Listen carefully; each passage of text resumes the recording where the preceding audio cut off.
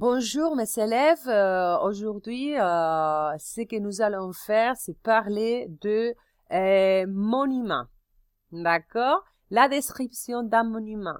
Pourquoi? Bah, vous le savez bien, forma parte de ese proyecto la descripción de un monumento, de esos folletos que haremos con la aplicación Canva, con esa herramienta tan útil que utilizaremos para mostrarles a nuestros correspondants belges pues nuestra preciosa ciudad. Vamos a empezar sin más dilación. Como veis, aquí tenemos esta página que nos va a facilitar mucho las cosas porque establece las etapas que debemos seguir, los pasos que debemos seguir para esa explicación. Préciser les origines, la période, les artistes, la définition aussi de les styles, les matériaux utilisés, la description de l'extérieur, l'intérieur du monument. Il faut rappeler, expliquer un peu des événements historiques, l'utilisation actuelle, et pour finir, le coin grammaire où nous allons parler pas seulement de la grammaire, mais aussi du vocabulaire. ¿Qué es lo que tenemos aquí? Pues obviamente vosotros os extenderéis muchísimo más en el análisis de esta página, en la que nos muestran pues efectivamente cómo hacer esa introducción con las preposiciones en, dans, au, etcétera, de las fechas. Dans l'Antiquité, on parle au Moyen Âge, à l'époque de Alphonse X, Alfonso X, en el caso de la catedral de Murcia. On parle de l'architecture du XVIe siècle, l'architecture du XVIIIe siècle, etcétera.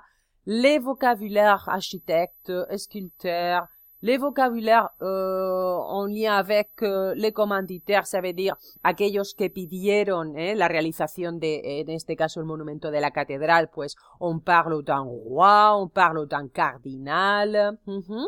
Bien, la descripción del monumento requiere hablar de los estilos, como es el barroque, le gótico, etc., dans le cas de la cathédrale de Murcie.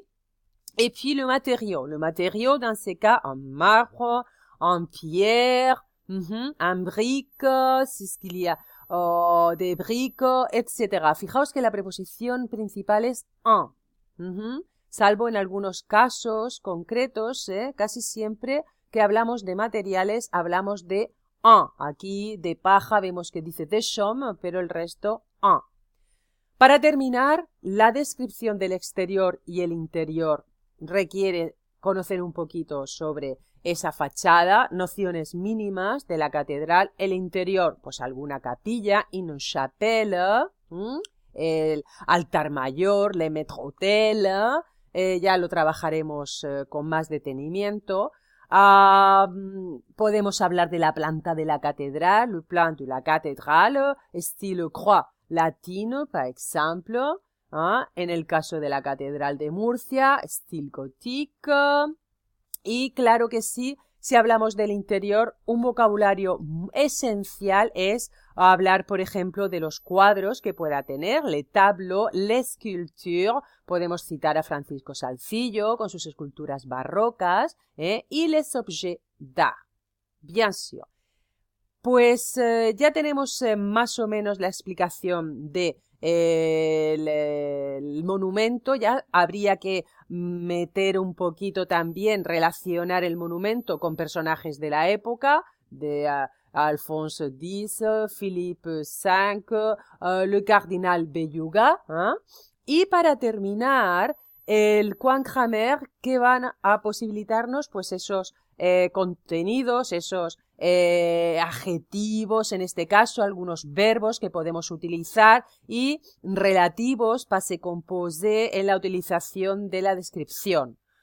Resaltaremos sobre todo los adjetivos, todos ellos son muy útiles para el caso que de hablar de un monumento. Los verbos también, bâtir, construir, accueillir, acoger, créer, réaliser, etcétera. O si queremos decir que es una de las más bonitas del mundo, c'est une de cathédrale la plus jolie du monde, comme vous savez bien. Y el uso del passé composé, por favor, muy importante, el uso del passé composé. Chicos, eso es todo. Merci beaucoup et à la prochaine!